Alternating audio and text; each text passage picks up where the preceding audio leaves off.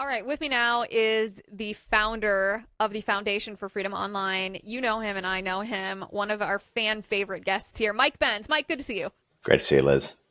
All right, Mike, we have a couple of things to unpack today, but start for me with this group Indivisible and their founders, Leah Greenberg and Ezra Levin. I think, and you can correct me if I'm wrong here, that you would define them and probably their work as at Indivisible as at least being inspired, if not directly a part of, the blob. Would that be an accurate characterization? Yes, absolutely. So the blob refers to the foreign policy establishment, the foreign-facing globalist side of the American government and really the American empire. It was coined not by me as a Trump supporter, but actually by Barack Obama's Deputy National Security Advisor, Ben Rhodes, who used that term to describe the entrenched foreign policy establishment in Washington that the White House perceived as being more powerful than the White House itself, something that you could not vote out. It was bipartisan. It consisted of a inside the government structure concentrated within the State Department, the Central Intelligence Agency, USAID, the Department of War, but that has layers above and below it connected to oligarch billionaires, multinational corporations, private investment funds, hedge funds, private equity funds, and then down beneath that, layers and layers of NGOs and civil society organizations who receive grants and contracts, grants in particular from USAID, the State Department, and as well as foundation grants from the foundations associated with the multinational corporations and billionaires. I refer to that as the donor drafter class, that top side. So in talking about George Soros, he's the quintessential donor drafter in the sense that he is a major donor into political campaigns. He was the number one donor for the Democrat Party and has been since the early 2000s. In fact, there's an early 2000s SNL sketch making fun of how basically every Democrat politician is a marionette of George Soros because of how much funding he does.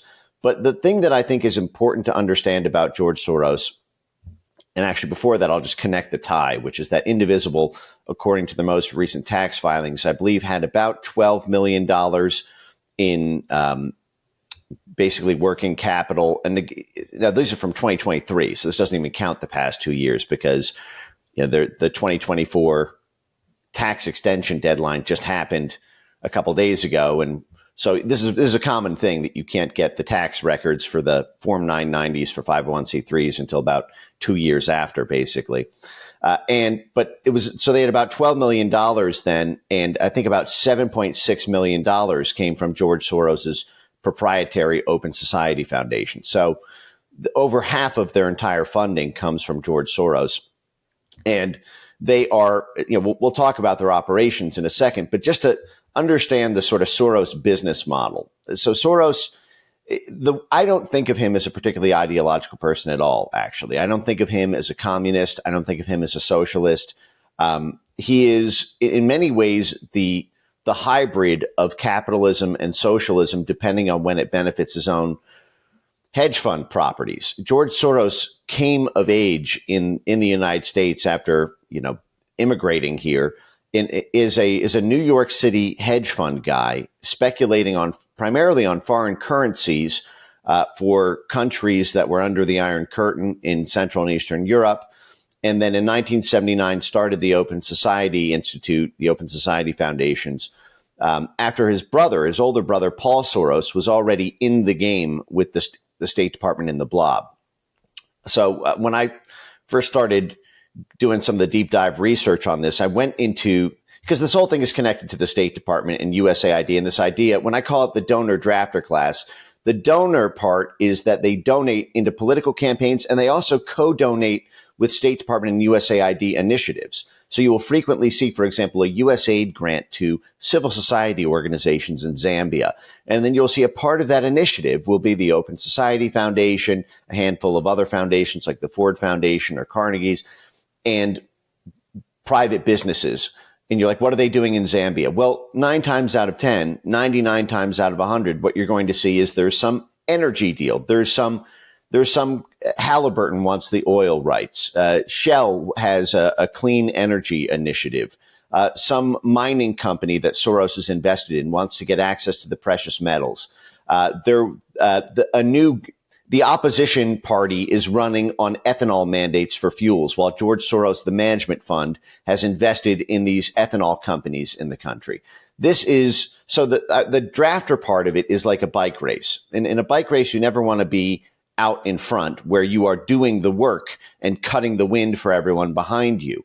In a hedge fund or a multinational corporation scenario, you don't want to be paying your own private army to topple a government. You don't want to be paying out of your own pocket all the civil society organizations involved in the color revolution. You want USAID to do that. You want the Department of War to go in and retake eastern Ukraine so that your Burisma or Halliburton or Shell assets can take advantage of the crude or shale. And so this is really this relationship where the donor class drafts off of the policies and the trade policies, the sanctions policies, the brokered licenses and regulatory structure, the labor laws, the government mandates that the hedge fund is invested in. And this is, I think, really kind of the key to understanding Soros, which is the Open Society Foundation functions as street muscle for what the George Soros Management Fund is invested in. And it has been this way for 4 decades now. You can trace pretty much every major operation that the Open Society Institute has been involved in, whether you're talking about Poland and Hungary and the Czechoslovakia and Bulgaria during the Cold War, whether you're talking about Russia and Ukraine post-Cold War, whether you're talking about Bangladesh in 2024 or Brazil in 2022 or the United States here, you can directly map Soros's investments with the philanthropic arm that shows up in the streets with signs and sometimes Molotov cocktails in the adjacent protests in order to advance what is effectively a hyper-capitalist money grab. But this is another thing, is that this socialism capitalism debate that often happens between the right and left, I think it sort of misses the point here, because sometimes businesses do better under a socialist model, even when the economy doesn't. Like a great example is in Brazil. George Soros was thick as thieves with the Joe Biden State Department and USAID to regime change Bolsonaro and install Lula, who quickly attached the entire economy to China, divested of American interests, and on day one installed these clean energy mandates, while George Soros had already taken massive long positions in the very ethanol clean fuel replacements that got mandated by the Lula government. So that's good for Soros's businesses, even as it's terrible for the Brazilian economy. So and many businesses work this way. In public health, George Soros has taken massive long positions in AstraZeneca and Johnson & Johnson and big pharma companies. These companies often rely on government mandates, like we saw with the vaccines, or they rely on the declaration of a WHO emergency for SARS or Zika in order to get those governments to buy massive quantities of the very pharma companies that Soros is invested in. And so this is how I think the best way to understand the kind of driving modus operandi of the Open Society Foundation behind Indivisible is, and obviously with USAID being cut, about $30 billion a year have already been cut in grants. The rest are kind of being impounded by the White House, by Russ Vought. You also have massive cutbacks to State Department grants, many of these Pentagon civil affairs programs. So they want nothing more than to regime change this government in order to bilk more money out of U.S. taxpayers in order to maximize the profits of investments around the George Soros Management Fund. And that's also why you see a very confused messaging and, frankly, a flop during this No Kings protest. It was very confused. Nobody really could articulate what exactly was wrong with the country. Crime is down. The stock market is at all-time highs despite tariffs and the like. the only thing that's hurting right now are effectively these faux markets that were artificially created by Biden statecraft and blob government mandates. Yeah, that's it. I think you're right. I think the phrase that I would use to describe it is it's egregious crony capitalism. And I almost hate to even define it like that, because usually capitalism has a pretty positive connotation with us here on this show, because I am, pro free markets, of course. But I think it's crony capitalism. It's corrupt capitalism, because he also is controlling the politicians who control the markets then to favor him. It's cheating. I also think it's interesting. So we've been having this conversation behind the scenes, me and my producer Spencer, for about a week about George Soros's ideology, because it's pretty easy when you look at Roy Singham, for example. We've talked a lot about Roy Singham on the show over the course of the past 2 months. And his ideology is extremely easy to define. All you have to do is go read something that he's written, go look at the people he associates with. He's very openly Marxist-Leninist, right? He's very openly communist, and it informs all of his decisions.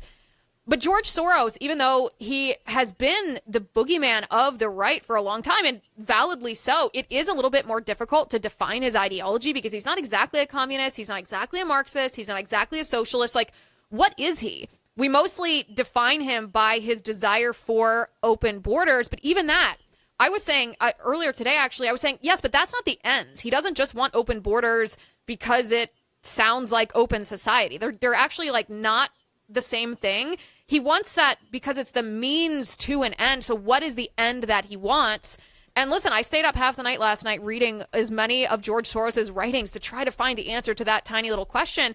And I think, Mike, the answer to that is that he's godless. And I don't mean to sound religious or preachy here. I'm just observing that he said in the interview we played earlier in the show in 1998 that he doesn't believe in God. Well, if you don't believe in God, then you don't believe in objective truth. And the very definition that he gives on his own website of what it means to be in an open society is redefinition of words and moral relativism. You can define what freedom means to you, and you can define what democracy means to you.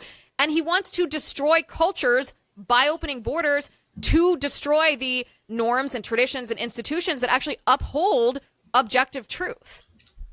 Right. Well, I think there's the direct quote. If you just type in George Soros God quote, this is a passage from his book, The Alchemy of Finance, published in 1987.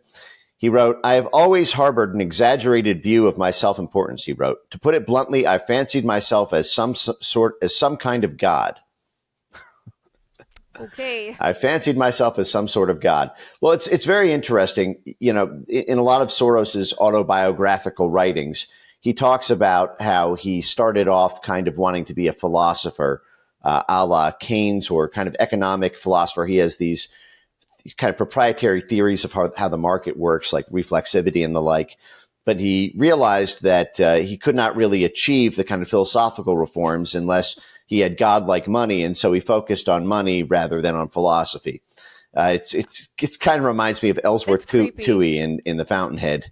How he goes into like religion and ethics, even though he's told that there's no career there, and he's like, "Oh, there is. Trust me, I'll make a lot more money than you as a major in religion than you will in economics, because I'll hijack the economics, understanding how religion works." And so, but I do think fundamentally, Soros is a kind of just primal id of the hedge fund world. If you think about how, stories like Enron and how Enron grew to be something like the 7th largest company in the world, and it was this giant energy giant, and it had a lot of proprietary properties in the oil and gas space, but ultimately what got it in trouble was it started playing games with its trading arm. Because they were the suppliers to for example, California power plants, when they set up a trading arm, they realized that they could simply cut short their supply to the power plants and then cause a rolling brownout, and then take massive short positions or long positions in the very market they were creating. This is the George Soros model. If you effectively control personnel at the White House or the State Department or the Central Intelligence Agency or the War Department, and you are speculating on the currency of the Philippines, well, you can, if you know that you can make a couple phone calls to destabilize the Philippines or to twist the arm of a regulator to grant a license to a portfolio company, I always refer to this as insider trading on national security secrets. This is this deep relationship between the State Department and George Soros at a bipartisan level, because George Soros started off doing this under the Republican Ronald Reagan. This is why if you go to Google Image and you type in George Soros, John McCain, you'll find just pictures of them looking like they're making out. They're about to make out. It's like a love scene out of a romance novel. And this was the Republican nominee for president in 2008. Yeah. And it's the... Go ahead. People are doing this right now, by the way. You know, they're literally typing out. Just Google image, George Soros, John McCain. And you will see this relationship is thick as thieves. And it plays out in country after country. It's one of the reasons it's so difficult to get Soros-adjacent arms like the National Endowment for Democracy shut down despite a Republican majority in the Senate, a Republican majority in the House of Representatives, and a Republican president. It's because the internationalist Republicans team up with George Soros when it comes to international affairs. And it's been this, and again, so George Soros was doing this for 8 years from 1980 to 1988, helping Ronald Reagan win the Cold War by toppling left-wing communist governments. He was not a, I don't think it's the right way to understand him is as a communist socialist, even though it manifests as such on a selective basis, because many of the industries that he invests in profit under effectively communist socialist mandates, a la climate industry investments, a la public health and pharmaceutical investments, and even in shipping and manufacturing. And this is one of the reasons that Soros is basically co-investor with so many of these George Soros, Al Gore, Tom Steyer. They all move together. And so you have this kind of hedge fund overclass. I think Tom Steyer gave something like $250 million to Democrats over the past few years, and he's a co-investor in all of these. So you see this, and what that does is that puts pressure on the American government, because this is who funds the people who are in the government, and it's also who pays them afterwards. And so what this does is it's not just insider trading on national security secrets. It's kind of the Nancy Pelosi stock portfolio thing where she can just invest in the very things that she's writing regulatory bills around. So she knows what to invest in way before the market does. Same thing with George Soros. But it hijacks American foreign policy. It hijacks American leadership in the world because we do coups or we put pressure on governments not because it's best for American interests or best for American national security, but because it's best for the private, hedge fund portfolio of the donor class who then drafts off of those policies. It was not good for American interests to lose Brazil to China. It's not good for American interests, what we're doing, frankly, right now in Ukraine or Central Asia or Sub-Saharan Africa. But it is good for those investors, and those investors provide the money for the political apparatus. So when that political apparatus takes power, they continue this revolving door relationship with the Soros investor class. Yeah, so it's good for George Soros's wallet, is what you mean. That's why his net worth, by the way, currently stands at $7.2 billion. You're not just good at picking stocks. And that was after he committed $18 billion to the Open Society Foundation, which is Sun runs. Exactly right. So it's not exactly love lost, It's not exactly such an unfathomable amount of money to me. Wait, go back to what you said before. So 1980 to 1988, and we showed those pictures, by the way. It does actually look like John McCain and George Soros are about to embrace. We showed this on the screen, but when you say George Soros was helping Ronald Reagan during that time, yes, topple leftist governments like socialist, Marxist governments in Europe. This is interesting to me because another word for that would be a color revolution, right? They were staging color revolutions abroad. George Soros is a master. He is an expert in staging color revolutions. I would argue that that's what they're doing here in the United States right now. That's what circles all the way back to the No Kings protests this weekend. They literally discussed on video, we also played that earlier in the show, picking colors for their color revolution. These are the organizers, this creepy couple that started the group Indivisible. They were the ones discussing what colors they should choose because it's such an important part of what they're trying to stage. So now tie this back to us. If this group, Indivisible, run by this couple, they get at least half of their money from George Soros. And we don't know, by the way, if he gave more money specifically for this protest. That's just data from 2 years ago. It could have changed drastically from between then and now. And do you think? I mean, I suspect that it did. I suspect that it did. Well, no, in 2 years, we'll circle back and we'll talk about this topic again. Talk to me about Leah Greenberg and Ezra Levin. Talk to me about Indivisible. Talk to me about their State Department ties. Talk to me about, they're also experts in color revolutions. Yes. And what you see is, and they're the head of the snake. There are hundreds of these NGOs who I think the total number was something like $290 million in various, NGO grants that they've all gotten collectively. And so the structure is you have this kind of George Soros interstitial umbrella entity. And in this case, it's Indivisible. But in every country, you're going to see something like Indivisible. And then you're going to have this kind of tree root structure of all these different categories of civil society organizations, like union groups, the teachers unions, the nurses unions, the transportation unions. They will help with the street muscle. You'll have the student groups associated with the universities and these kind of anti-professor organizer types. You're going to have all the different human rights organizations and, whose job abroad is documenting human rights abuses so that prosecutors associated with George Soros prosecution funds. George Soros works very closely with the USAID and State Department rule of law programs, which is effectively their little connective tissue to the courts and prosecutors to political opponents in France or the Czech Republic or Romania or Brazil, what they did to Donald Trump here, or Kosovo with Jack Smith and the like. And so you have all these different groups and they need to be organized. They need to be, they are kind of operating on their own in their own lane, but then they are all getting common funding from these massive foundations, the Open Society foundations and the like.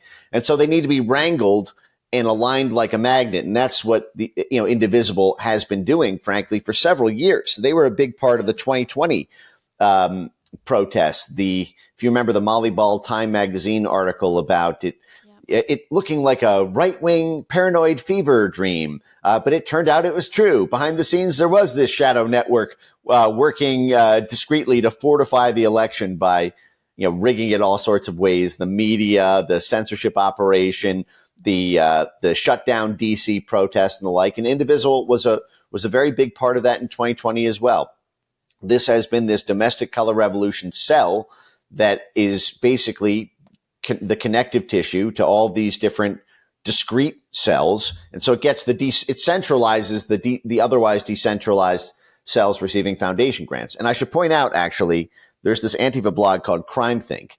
And I posted about this on my X account. But when Trump announced that he would be declaring Antifa a terrorist organization, they penned this article saying that they weren't sure yet how it would be enforced, whether it would be bottom up, cell by cell through all the different Antifa cells, I Portland, read this actually when you posted it. Right. Or whether or not it would be top down, going after, quote, massive liberal foundations. But I thought it was a decentralized network. Mike, right. I thought Antifa was just the wind.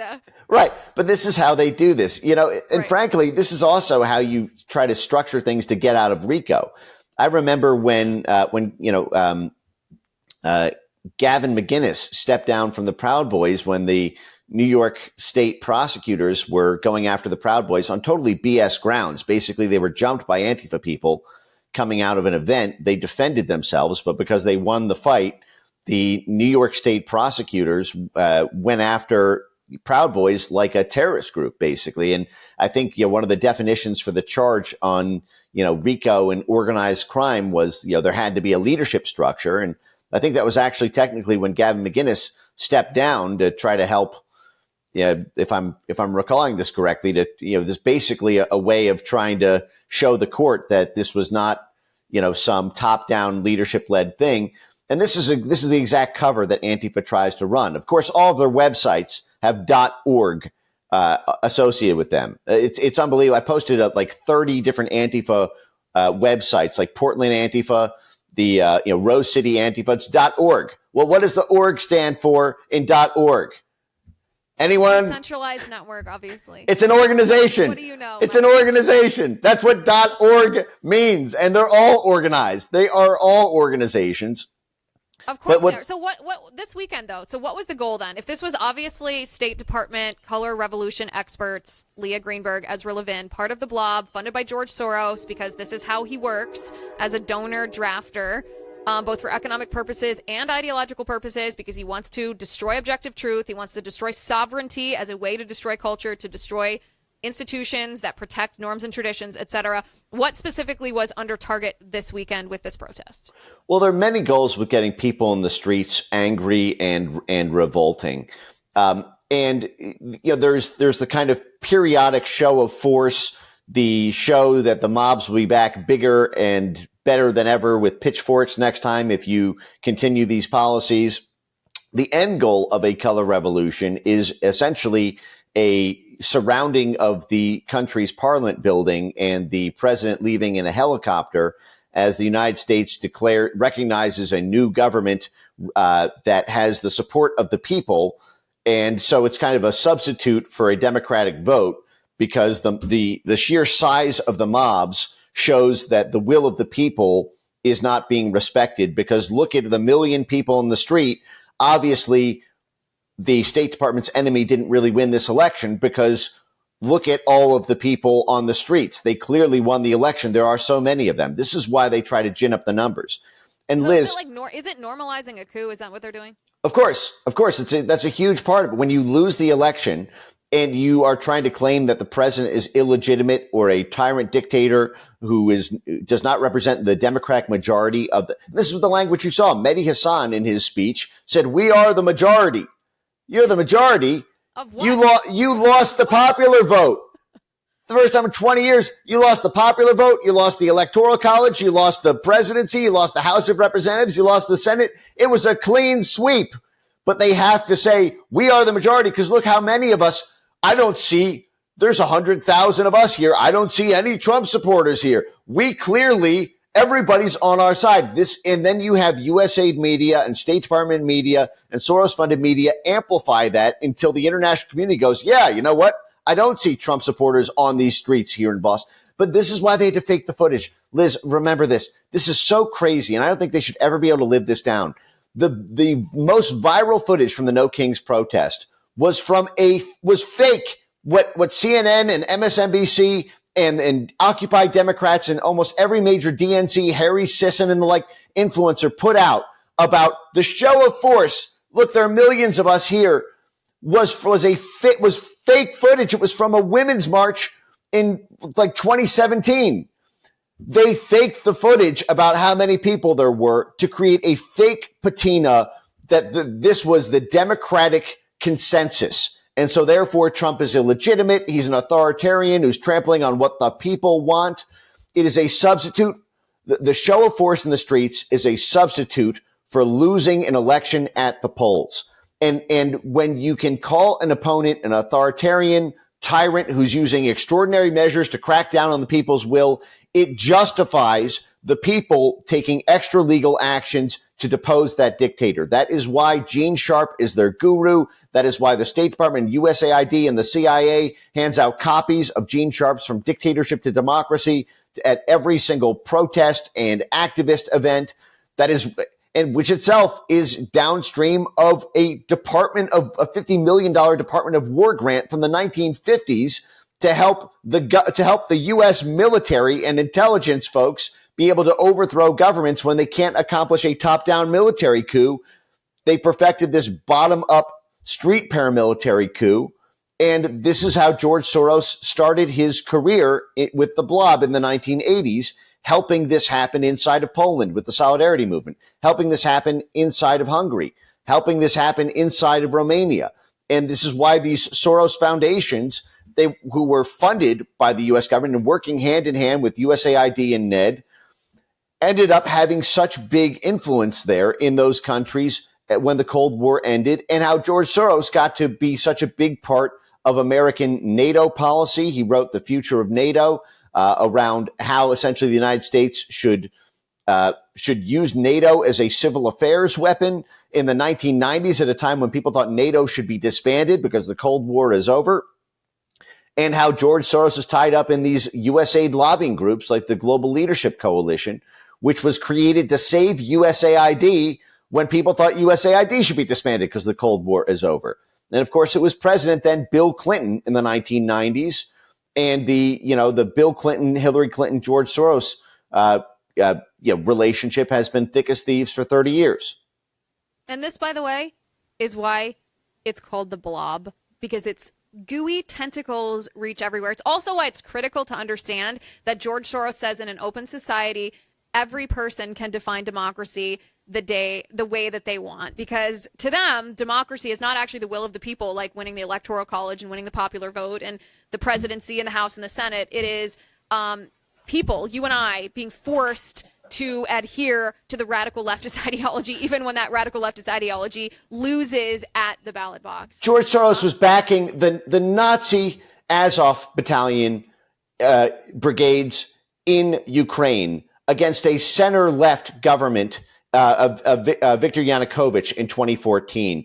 So, there's no right-left ideology here. The thing is George Soros had made massive investments into naphtha gas and privatizing the energy market through which all the gas transits in Europe ran through in Ukraine. So it's not right.